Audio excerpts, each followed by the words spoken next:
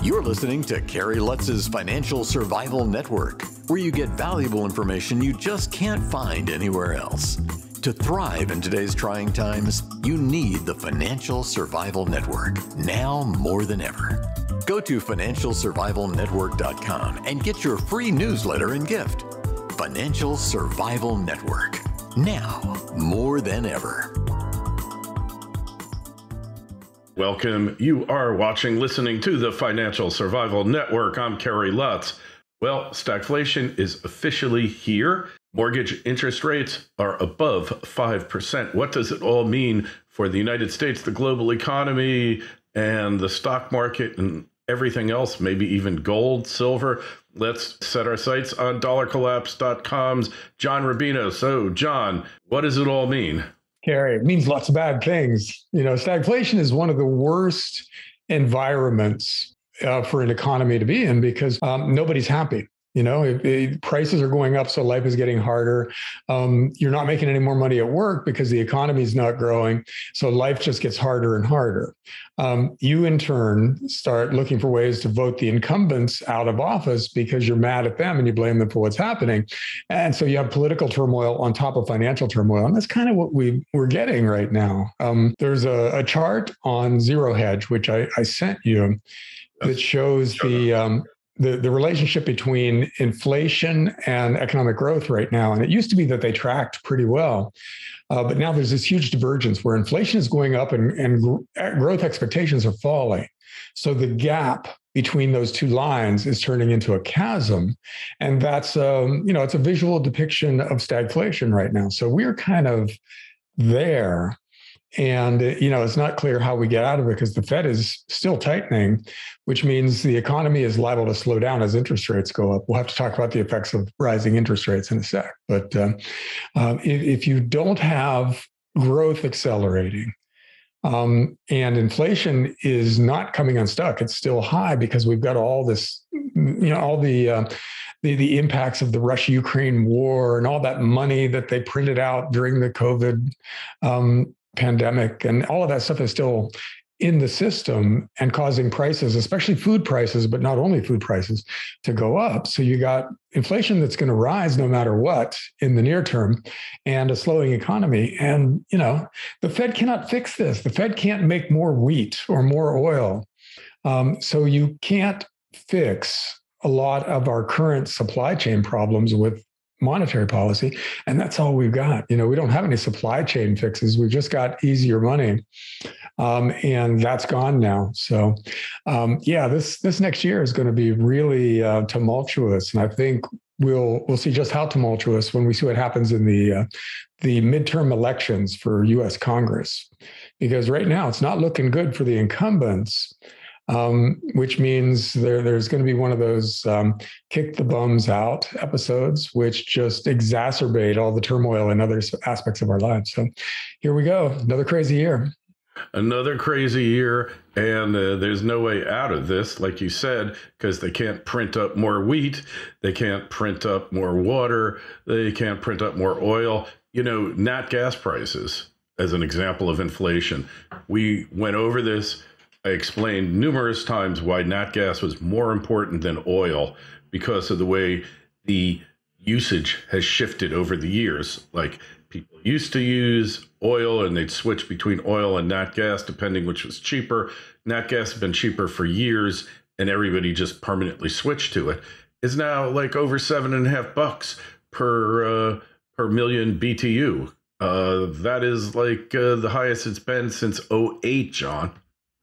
And it's way more than that in Europe.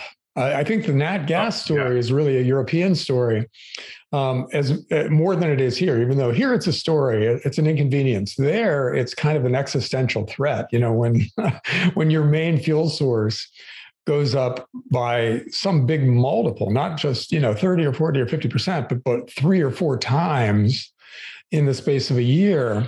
You've got chaos there, and that's kind of what it's looking like. And so now you've got Russia sitting out there saying, "Okay, we can get you some natural gas, but you have to pay rubles for it. You got to pay our currency now." So Europe has kind of a double-barreled issue there, where their energy costs are way up, and they may not be able to use the euro to buy that energy anymore, which is a potential monetary problem for them. So,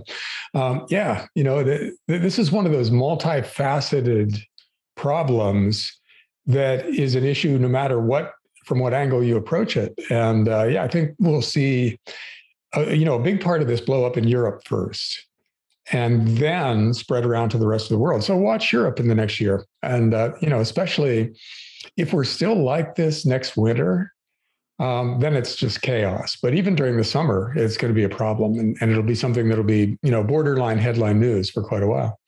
Hey, well, John, when you're talking about Europe and the economy, look at where the dollar is at. The dollar is over 100 on the Dixie. That's the DXY index. And that hasn't happened in several years. Yeah, the dollar index, people think of it as, it's the dollar against a basket of currencies, but it's so weighted towards the euro and secondarily towards the yen that it's really just those two currencies versus the dollar. And so what's happening lately is, we've got our problems here, but Europe and Japan have so much bigger problems that people are buying dollars and getting out of those other currencies. The euro has really tanked, and that's inflationary. So Europe's inflation can't help but increase dramatically if their currency is falling against the dollar at the current rate.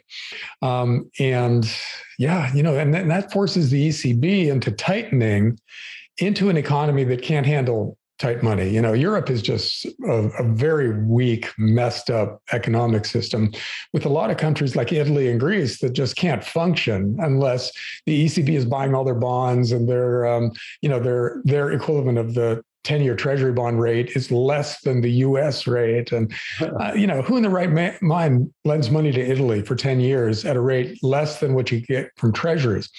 And people have been doing that. But the only reason they've been doing that is because the ECB has been standing ready to buy Italian bonds, which makes Italian bonds effectively German bonds because the German economy is the backstop for that whole thing. You take that away, make Italy stand on its own 2 feet financially, and they collapse. They just that economy will just evaporate. And so Europe is looking at something like that, where the ECB is going to stop buying European bonds, which is to say Italian, Greek, and Portuguese bonds, and raise interest rates. So the Italian bond yield will have to find its natural level, which, based on just fundamentals, it would be like 14%, right? So Italy is toast. And so are a lot of the other peripheral Eurozone countries. So anyhow, Europe is liable to be the epicenter of what's coming.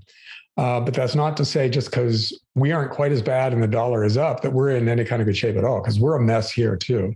It's just that we're not quite as badly messed up as some other places in the world. Yes. Oh, that's so true, John. Like the world is certainly a glorious mess and there's no end in sight. There is now a new candidate for most dangerous job in the world.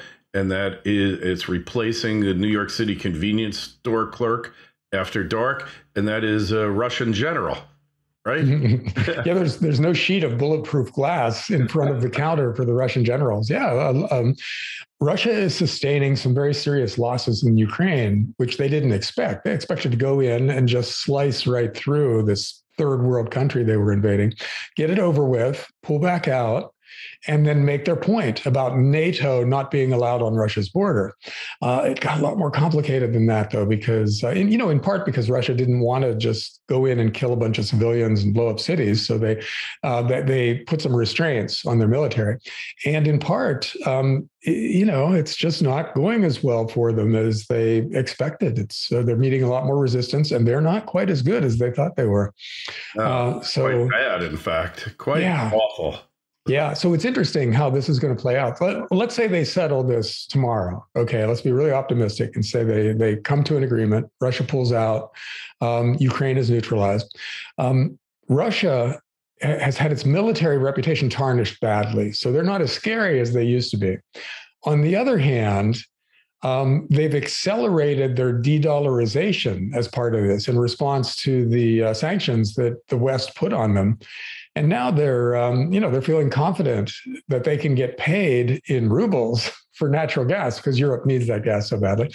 And they're cutting trade deals with other countries like India and China, where they're going to use their own currencies.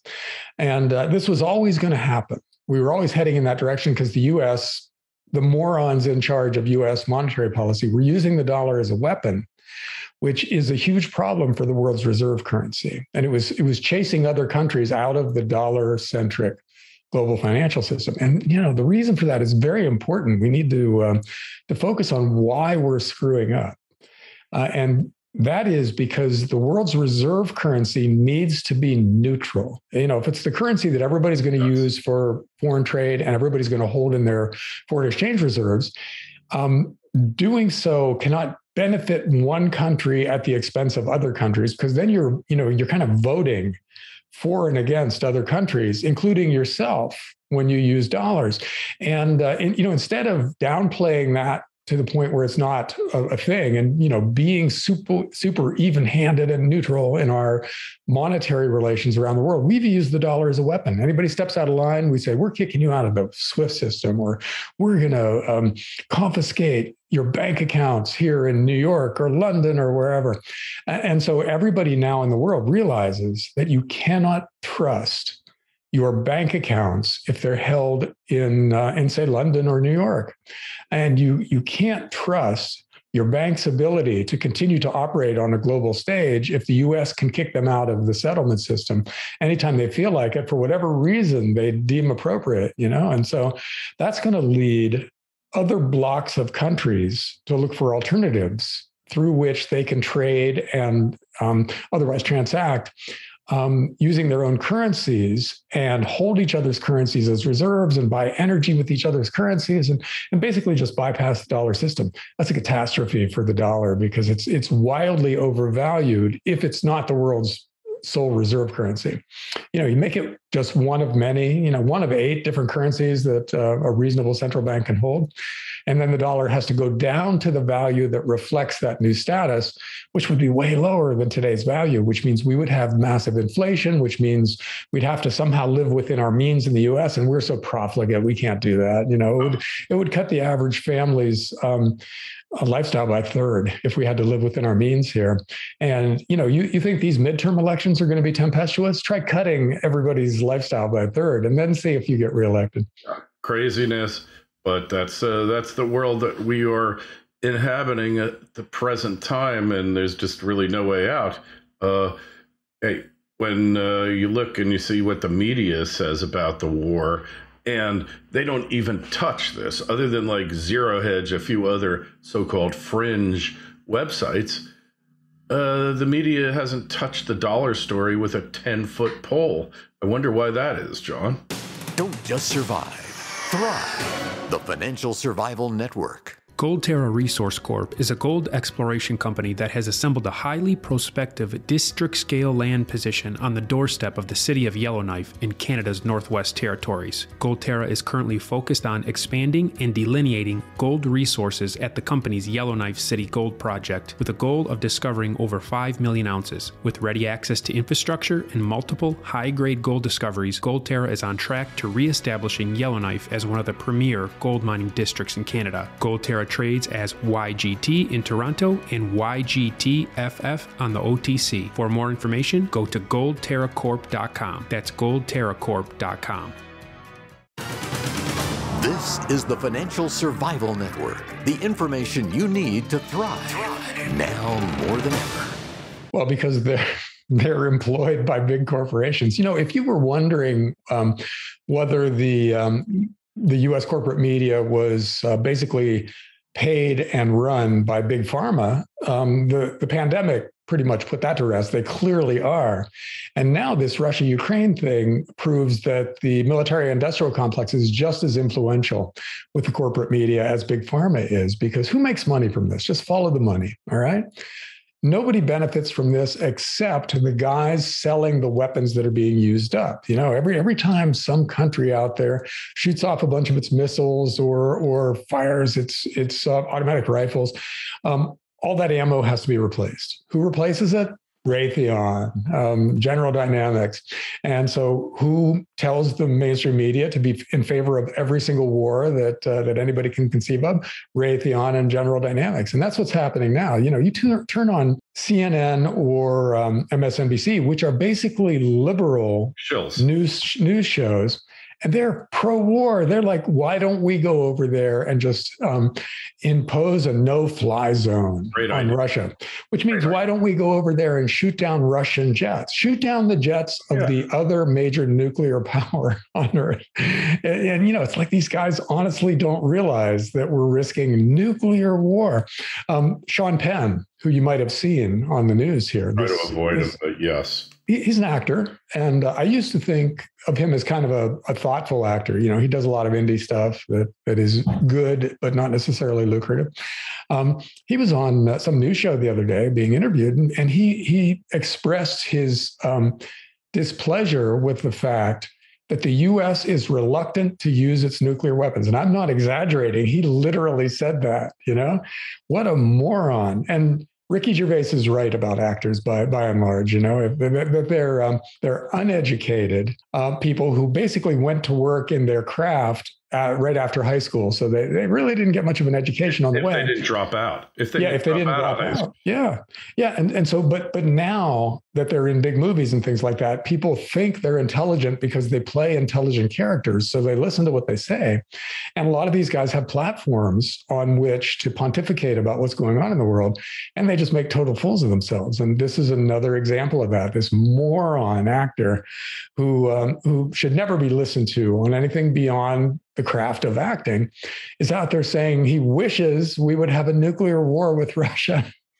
This is scary, because we would have a chance of getting through this financial crisis and coming out the other end with a monetary reset and a sustainable system going forward. It'll be painful, but it's a doable thing. You can see how it would progress, but nobody can see how a nuclear war will progress. It could literally end the human race. We could wipe out most of the big Northern Hemisphere cities, cause a nuclear winter, which destroys the food chain, which causes billions of people to starve very easily from where we are right now. We're just a couple of stupid mistakes away from something like that. And I hope, well, first of all, I hope Russia and Ukraine and NATO are able to see the folly of their ways soon and just cut a deal, close this thing down, and everybody go back to licking their wounds and the status quo ante. The status quo of 5 years from now, before NATO was trying to take over the entire Russian border, we go back to that.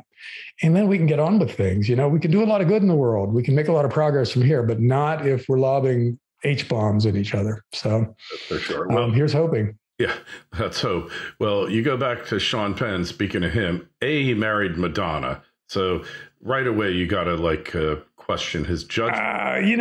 A couple of years married to Madonna, that could be a fun part of a young guy's life. We can't fault him for that. Well, but breakout role was his most intellectual role yet in anything he's been in, and that was Fast Times at Ridgemont High.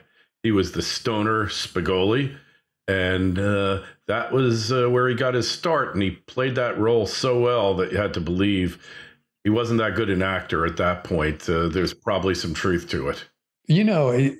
There's a little bit of a poignancy to an actor whose best role comes when he's 19 years old.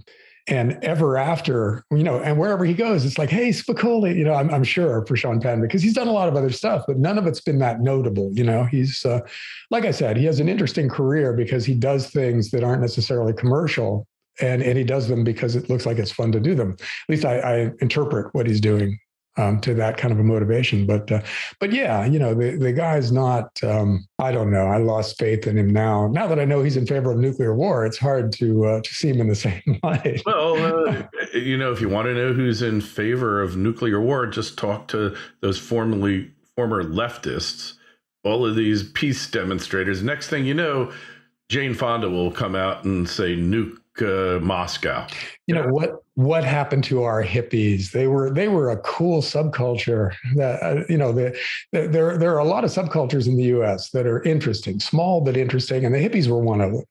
And they've just evaporated now. God, we've really become a really strange culture. And you could say that Trump broke the left because he freaked them out so much that they went totally authoritarian because they were so threatened by this guy who came in, and now Elon Musk is kind of doing the same thing.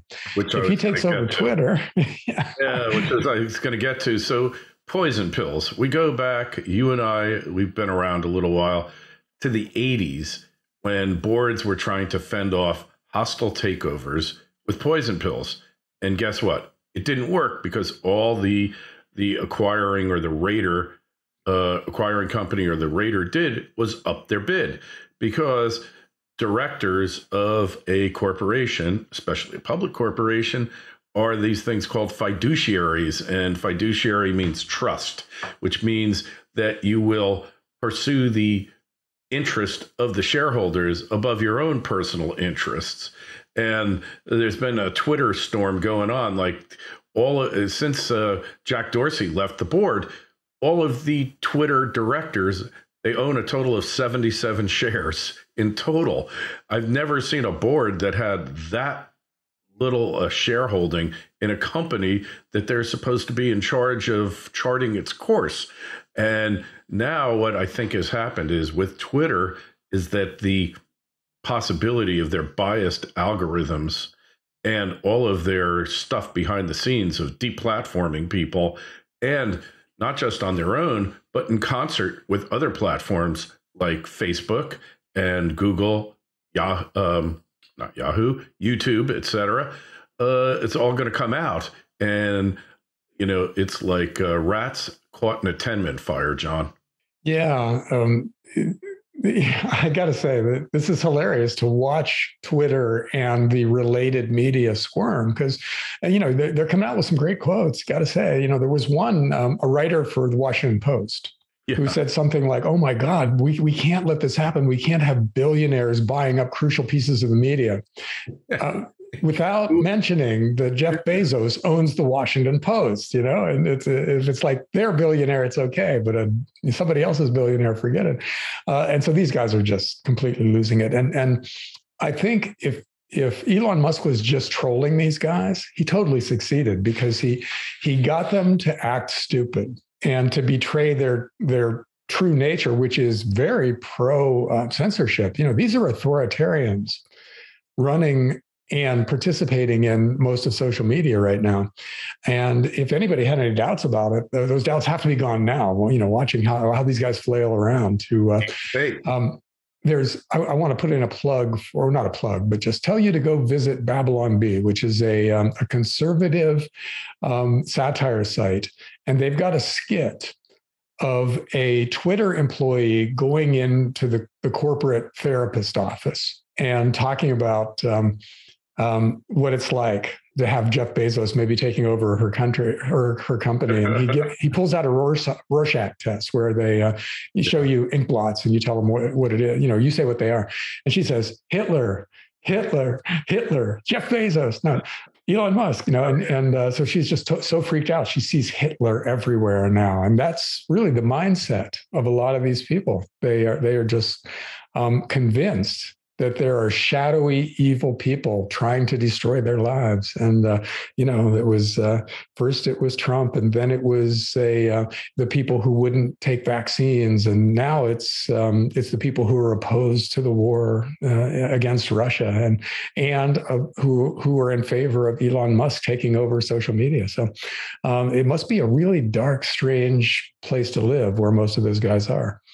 Yeah, and we have a link to it in the show notes, so you'll be able to get there from there. But it's quite hysterical, and it's something that you have to behold to believe. But again, it's like the hippies, the cool people, are now the soft face of authoritarianism. I got it, Kerry. Speaking of hippies, I have a neo-hippie friend. And I got to tell you what she said the other day. We were talking about this, and she's very liberal across the board and everything. And she was saying how we can't let this kind of aggression. She was talking about how we've got to defend Ukraine against Russia. And I said, well, aren't you a little bit worried about starting a, global nuclear war if you go in and do that? And she said, well, how do we know Putin's nuclear weapons even work? She's so pro-war. She's making up any kind of, And and that's from somebody who's a vegan pacifist. That's what our world has become now. People who, in every other aspect of their lives are ideological pacifists. They won't even eat an animal. If it has a face, she won't eat it. And yet she's basically okay with testing Russia's nuclear weapons by forcing them to launch them. So it's a contradictory world out there. Yeah. Hey, well, just in other news, did you know, Jeff Bezos, his grandfather helped found DARPA? And before that, he was a high-level director at the Atomic Energy Commission. Does that kind of sound like deep state stuff to you, John? I did not know that, but he must be, if he's still alive, he must be so proud of what his son has become, because Jeff Bezos is a bigger part of the military-industrial complex now than Dad ever was. Got it. But I just found that fascinating because something I didn't know. Also, Elon Musk was a member of Klaus Schwab's Junior World Economic Conference in 2008. Now, some people are claiming that means that this is all a deep state plot. On the other hand, the other argument is this is a guy who, maybe has seen the evil in the world and wants to expose it. But on the same hand, yesterday, he SpaceX launched a major intelligence satellite. I wonder where it's going to go surveil. Got any ideas? You think it might be on the Russian border over there where the war's going on?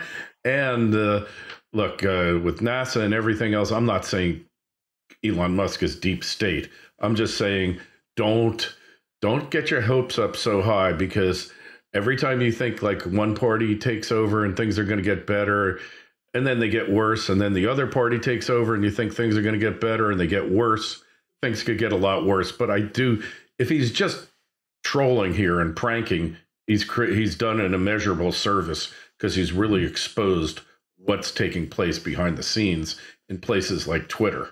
Which is the point of trolling. You say something controversial or provocative in order to get your target to betray their true selves. And it's worked beautifully this time around. It's not that it wouldn't be fun if he actually did take over Twitter, because to take over Twitter and then just eliminate all speech restrictions would be hilarious. I mean, it would be messy, but it would be really interesting to see the people who are censoring now have to actually debate their ideas instead of just shutting down the people who disagree with them. And, I think it would be a fascinating conversation. There's a thought for you, reasoned dialogue and debate. I thought that was against the rules here, but maybe you're onto something here, John. One other quote from the media about this, and I don't remember who the talking head was that said this, but they said, an unrestricted internet is every dictator's dream. Which is exactly the opposite of the truth. Free speech is a threat for dictators, not their dream. And that's to imply that we have an unrestricted internet, or I guess they're saying that we don't, that effectively censorship rules. No, they're saying if Elon Musk took over, we would get an unrestricted internet, and that is what the dictators of the world want: free speech. Yeah, that makes a lot of sense to me. So, in other words, ignorance, strength through ignorance. This is as Orwellian as it gets, John. I mean, that is pure Orwell. Mm-hmm. That absolutely is. Silence is democracy. Yeah. Yeah, it's ignorance through strength. Mm-hmm. What was the other one? The Department of Truth, the Thought Police, all this, it's all coming true. And you gotta wonder. Anyways, we're gonna have those links. I'm shooting the links to you now, John, for the for that Bezos article. Fascinating. I'll send you the one also on Musk. Just, don't be so sure that anybody's a savior, even though they might be holding themselves out to be. In any event, we're done for now. Make sure you go over to dollarcollapse.com, sign up for John's newsletter, read his latest works, and financialsurvivalnetwork.com. Please sign up for our free newsletter. And if you got a question for John, myself, shoot us an email or put comments up on the YouTube, and we will get you an answer. John, we'll talk to you in a couple of weeks. Thanks, Kerry. See ya. Thanks for listening to Kerry Lutz's Financial Survival Network, your solution to today's trying times. For the latest, go to financialsurvivalnetwork.com. Financial Survival Network, now more than ever.